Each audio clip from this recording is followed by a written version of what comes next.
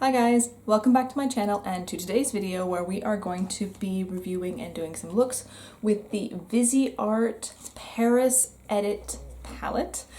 This is part of my 7-day long challenge to do 7 days, 7 palettes, 21 looks. We're on day 5. We're gonna get there. There's only 2 more days to go. We can do it. Persevere. We can get through the end of this. I hope it hasn't been an ordeal. If it has been, apologies, but you know, it was a challenge, a fun challenge for myself. Anyway, if that sounds interesting, please keep on watching. So for those of you who are new to my channel, hi, my name is Carolyn. Mostly I do reviews, mostly eyeshadow, but I do other things, I swear. I do have some foundation over there, which we're going to review, starting to look at next week, so I'm very excited about those. And I have a whole bunch of stuff on order because I can't go to the shops, so compulsive buying. Yay! I honestly, guys, I don't even know how much makeup I bought this month, especially the last few weeks. I'm just like, I'm stressed. I'm gonna go buy some makeup. It's fine. Anyway, so this is one that I actually was really interested in trying. Not necessarily this palette particularly, but VISEART generally. I was really interested in them. I've seen a lot of their palettes and I was like, ooh, maybe I should try one of these, but the price point has been quite high. Let me see if I can remember how much I paid for this. Where did I get it from? All right, so I actually ordered this through Beauty Bay and I paid £31 for it. So it is kind of on the more expensive side, but to be fair, yesterday's Ofra palette was like £25 or something like that, and it only had 5 shades. This one is a full normal palette. It is very tiny, okay? I don't think I realized how tiny it was when I ordered it. I hadn't really seen anyone use it, I think, except for Mel Thompson, but I guess it didn't kind of occur to me how tiny this was. So it's this little guy here. So it comes with this little bit of ribbon, so you pull that up, and then it folds down like this. Sorry for the mirror. All right, and then it had this little plastic protector. Now, I want to show you something. Here, it came damaged right there, so that is from the damage from shipping. But one thing, and I'll talk about this towards the end when I give you my thoughts about what I think of this palette, the shimmer shades are very fragile. So I wasn't, now looking back on it, I'm not surprised that that happened. Anyway, okay, so if you've been watching the rest of this week, you know how this is going to work. So first we are going to go ahead and swatch it on my arm. Then I will show you 2 looks I did previously, and then we'll talk about this look here. It is not my finest work, but I did find this palette in some ways a little bit tricky to kind of think of looks for. I don't know why. I think it's really on the neutral side, and I tend to gravitate towards more colorful things. So anyway, but let's go ahead and start with swatch it. There are no names, okay? So let me just pull this up here for you guys. All right, so what we're going to do is we're going to go across this way, okay, to the bottom, and we'll do our best. So I think, am I right? Yeah, these little guys come out, so you can really easily like depot them if you want. So, and I actually may suggest it. This feels really flimsy, this plastic bit here, and I feel like if I was a little bit rough with the palette that like all of these might fall out. I don't think they will. They're obviously magnetized, but there is like a flimsiness kind of feeling. I like the cardboard, but the cardboard and plastic, somehow it just doesn't. All right, so let's go ahead and swatch it. So let me just kind of scooch here for a second. And let me cover up that mirror so it is reflecting in my face. Okay, so we'll swatch from the first row down to the bottom. Okay, so mostly this is kind of a mauve toned palette, which makes sense considering kind of mauves and those pale colors are in. So those are the first 3. So the first one is like a light pinky mauve, and then we have it's like a gold white kind of shimmer, and then we have like a medium tone brown there. So we do have a lot to go through, so we'll start up on the hand here. It's very hard to see on my skin color. It is, even when I was putting it on my lid before, not for this look, but for a different look, you really can't see it. There's the first shimmer. Let me get back in that and let's do 2 rounds there. Okay, it's very pale. It's pretty, but it is very pale. And then there's a light brown. So what you should be seeing with these already is that the pigmentation is on the light side. Okay, so they're definitely going to be ones you have to build up intensity with, but I do think you hit a plateau relatively early with that. Okay, the next one is a more kind of normal mauve. Then we have a shimmery pink, that one there. And then we have like a slightly less shimmery, but more like a satin kind of in a light brown. There's the mauve, there's the shimmery pink, and there's the kind of satiny brown color. The pink here is really nice. I did use it in one of the looks that I'll be showing you later, and I do enjoy it. But what happens is it feels, when I put my finger into it, it feels really delicate, like it's about to kind of just completely fall apart. So we'll get there. Then there's a kind of slightly light corally peachy pink. There's a deep reddy brown. And then there is the one that I'm wearing on my eye right now, which is kind of like a slate gray shimmer. Okay, so there's the pink, or it's not pink, coral. There's the dark brown, that's just one swipe. Okay, so let me just go back into it again. Okay, so that one has 2 swipes now. And now the gray, the steel color.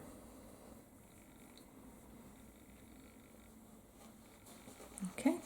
All right, and the last 3, so one is that same kind of satin finish, so it is shimmery but not like super reflective. The next one is, I don't know how to describe this one, it's kind of like a bronze, very soft, very metallic bronze. And then the last one, the broken one, which is kind of a more metallic purple, dark purple.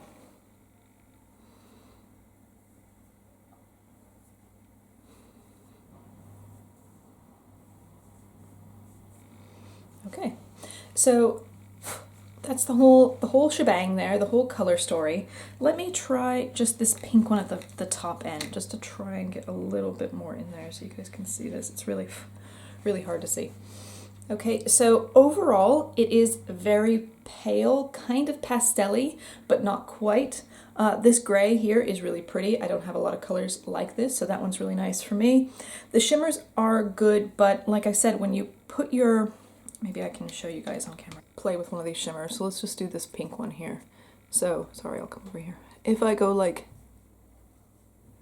it feels almost like I'm gonna like break it, like going around in it. It just feels really, really soft. So I don't know if that has to do with the way they were pressed or what, if that's normal for VISEART. I don't know. This is my first VISEART palette, but they are very delicate. I'm very worried about breaking this palette, breaking these shimmers in there. So let's talk about the looks that I was able to get with this. Like I said to start with, I kind of struggled thinking about what color combinations to do, which is a little bit unusual for me. Usually I find it pretty easy with palettes to find like what colors I like and what I think is going to work. I started with the coral color and put that all the way over the eye. And actually, if you look at it, it is pretty, that one's nicely pigmented and it did go over and across the eye very well. No issues with the matte there. It does blend out quite nicely, but also it shears it a little bit. So you're not going to get that same intense like pop that you would if you just kind of like packed it on really intensely.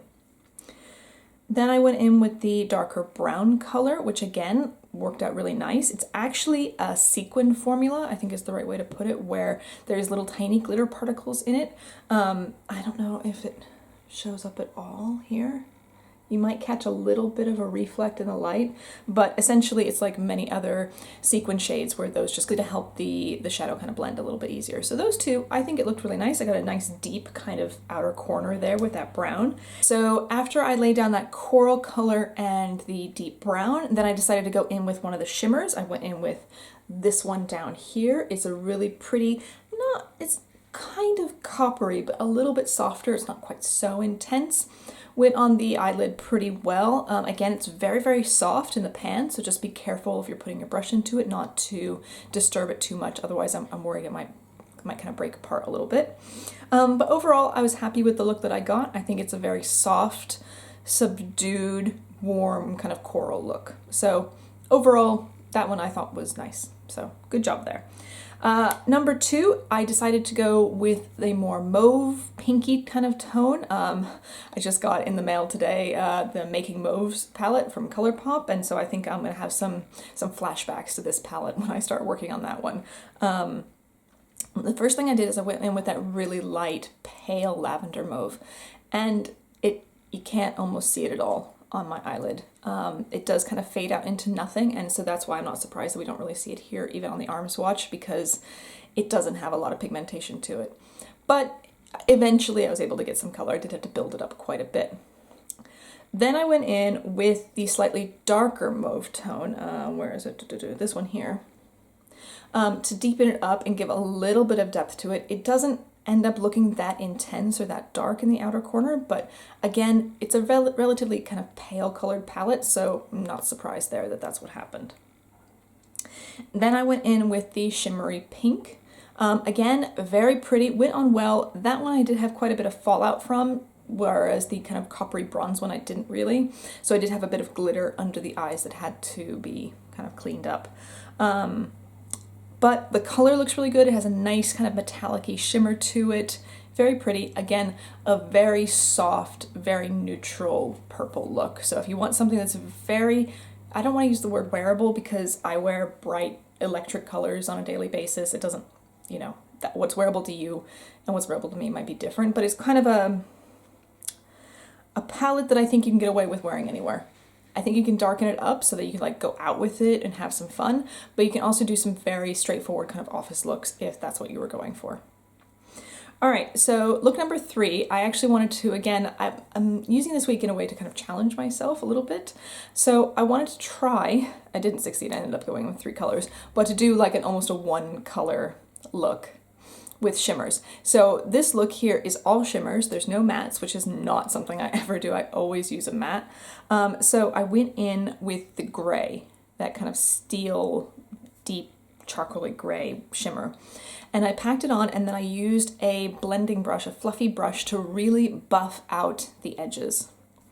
Then I went on with the dark purple shimmer and tried to give a little bit of color variance to it, so it's more kind of, it's more purpley on my lid and then a little bit more gray as it fades out.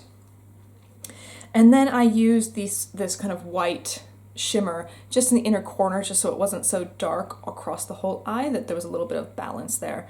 This took a bit of work to make happen, but I don't think I'm used to using shimmers in that way, so it's probably my skill and not the problem of the formula of the palette. I then took a little bit of the purple underneath my eyes. I also did a liner. I used my, what did I use? Fenty Flypencil. I do like this color in this one, which is Purp-a-trader. It'll be enough for filming and maybe a couple of hours after that, and then it's going to be pretty much gone or run off on the sides of my eyes. So it is really pretty. I wish I had something else that lasted longer in this color, but yeah, that's what I got. Yeah, so, all right, so those are the 3 looks that I created with this palette. I think this is the first one this week that I'm not a huge fan of, to be honest with you. I don't want to say I didn't like it, because I do like it, it's fine, but it's not the best thing I've ever tried. And I think maybe my expectations for VISEART were a bit high, because not so much that it was hyped, but it was this kind of like mystical brand that I didn't know anything about, and it kind of looked quite intriguing and very minimalist in a way. Maybe I should have tried a palette with more bright colors. There's like the little petite, what is it, the petite shoo one that they have out now, which looks super cute. Maybe I should have tried that one instead. Maybe this color story just wasn't like my thing. I love this gray though, and I'm really happy with that, and the dark shimmery purple. I think I am going to get some use out of those. I have to think of maybe better ways. Betty, you're snoring so loud.